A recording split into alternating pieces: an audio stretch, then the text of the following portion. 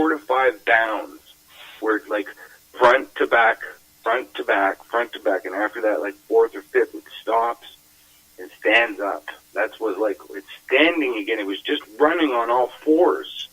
Like, what the hell am I seeing here? That's what scared me the most. It was the confusion behind it, and then going, I'm watching it walk away. It's like ignoring me now or something, like aggressive to passive. Well, maybe it just wanted to chase you out of the area, and you maybe stumbled in its territory and wanted you just gone. So it chased you off till it had no more threat. I mean, but something I disturbed its coyote dinner. I don't know. It could have, and then I hear these people say, "Oh, Bigfoot only eats, fruits and berries and stuff like that." I don't know about that.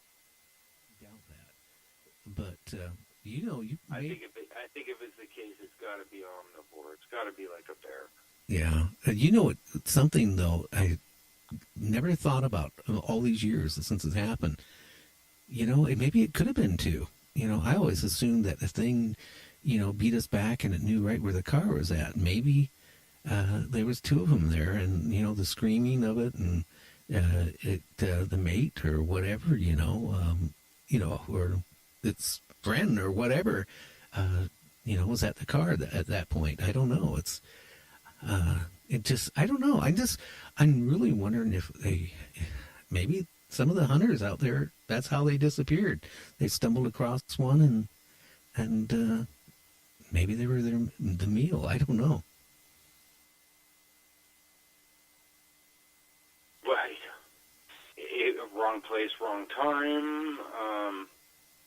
I mean, I'm sort of on the fence about Todd Standing and some of his research through the Sylvanic stuff, but I know he's had a lot of, push from people like Meldrum and even up here in Canada, the survivalist Les Stroud. He's gone out to do a bunch of shows and talk about, some of the tree stand stuff that's been set up, like these strange configurations of trees that are out, like almost markers out in the bush. I've seen some things that I'm like, I don't know. I can't substantiate what that is. Is that real? Is that animatronic? And then other things that I've seen that are like, well, wait a minute, this is like, almost looks too good to be true. And maybe it is true. That kind of research is so hard, because when you're seeing these kinds of incredible, first thing to think of.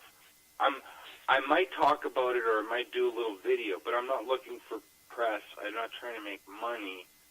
That's not what this is about. I'm trying to describe something I don't understand. And the only people I can think of are calling are people that are working at a university. Somebody that I think is not just, moneymaker. Yeah. Out there doing something like, for me, talking to Bindernagel on heart-to-heart conversation about somebody that's doing decent research led me to like a good path of investigation. And for me, it was my confirmation thing. It sort of solidified a lot of stuff, because it turned me on to a lot of other things about, well, this happened here years ago, or this just happened not too long ago that was similar to my experience.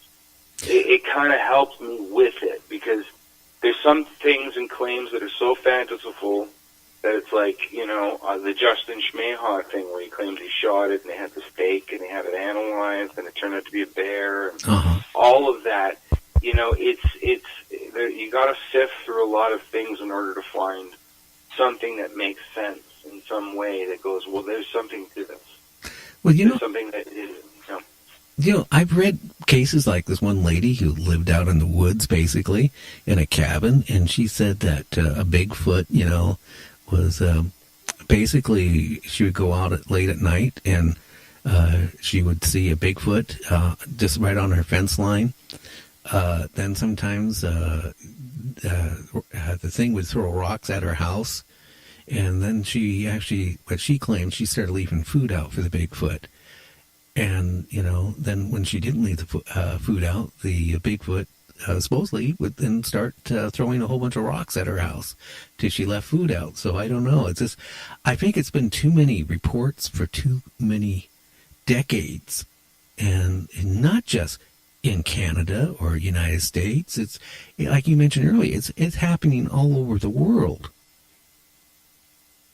Oh, I mean, in Tibet, there are monasteries that claim that they have certain things that belong to a Yeti. Yeah. Or Sir Edmund Hillary, on one of his expeditions in the Himalayas, captured a grouping of footprints that don't seem to, be bear. Some people say, well, it's a Himalayan bear double-stepping. Well, that may be true, but then I've seen other things that don't add up that make me go, wait a minute, there's something else to this. There's one of those Himalayan shots where, it's out in the middle of nowhere. Like, we're talking deep canyons and, 60